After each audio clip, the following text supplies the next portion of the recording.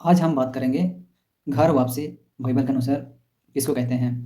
तो बाइबल में एक दृष्टांत है जो यीशु मसीह बताते हैं उड़ाव पुत्र के बारे में।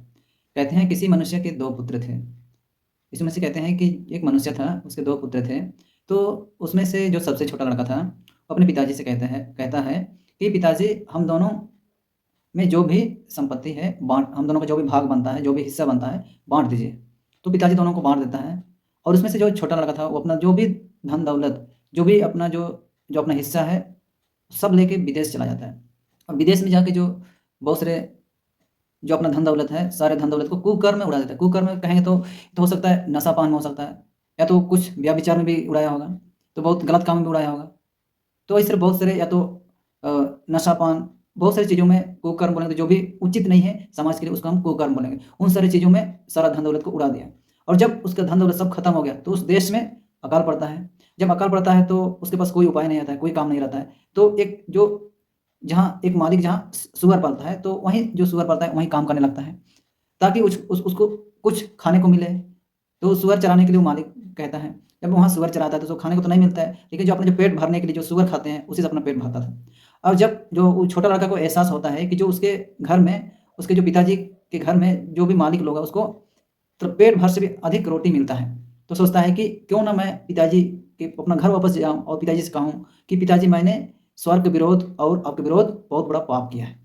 तो यह सोच के घर चला जाता है और जैसे ही वहाँ अपना घर के कुछ दूर ही पर पहुँचा रहता है, तो पिताजी उसको देख लेता है और जैसे ही देखता है पिताजी कि मेरा जो छोटा लड़का है वो आ गया है, तो पूरा स्वागत करता है, उसका गले लगा लेता है और कहता है, वो अपना जो छोटा लड़का अपने पिताजी से कहता है, पिताजी, मैंने स्वर्ग के विरुद्ध और आपके विरुद्ध पाप किया है।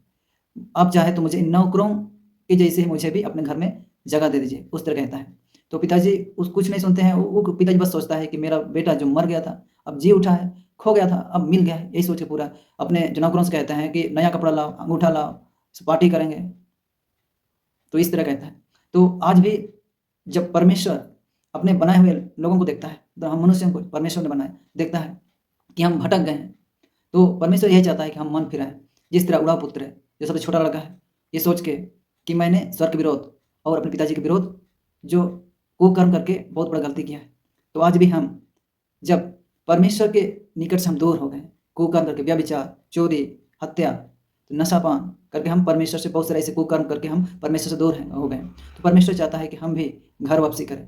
तो बाइबल हमें बताती है कि जो उड़ाव पुत्र है, जो अपना पश्चाताप करके, अपना कुकर्म की ज़िंदगी छोड़ के पश्चाताप करके वापस जो अपना घर लौट आता है, अपने पिताजी के घर लौट आता है, तो परमेश्वर भी चाहता है, जो बहुत सारे लोग परमेश्वर को नहीं जानते हैं, परमेश्वर से दूर हो गए, भटक गए, तो परमेश्वर सोचता है कि जो अपना कुकर्म का रास्ता है उससे पश्चाताप पश्चाताप करें और लौट आएँ वापस परमेश्वर के पास। तो घर वापसी का मतलब ये होता है। लेकिन आजकल हम दुनिया में देखते हैं, घर वापसी मतलब कोई दूसरे धर्म में चला गया, उसको आप पुनः अपने धर्म में बुलाइए। पता नहीं अपना धर्म में बुला के पता नहीं क्या साबित करना चाहते हैं। लोग आजकल एक धर्म से दूसरे धर्म वापस लाना, उसी को घर वापसी कहते हैं। लेकिन ये नहीं देखते हैं कि उसकी ज़िंदगी में क्या है, उसके व्यक्तित्व कैसा है, उसका स्वभाव कैसा है, किस तरह जीता है, कि पाप में तो नहीं पड़ा है, व्यभिचार में तो नहीं पड़ा है, हत्याएँ, चोरी, घूस, ये सब तो नहीं पड़ा है, ये सब नहीं देखता है। आजकल लोग सिर्फ़ धर्म की राजनीति करते हैं।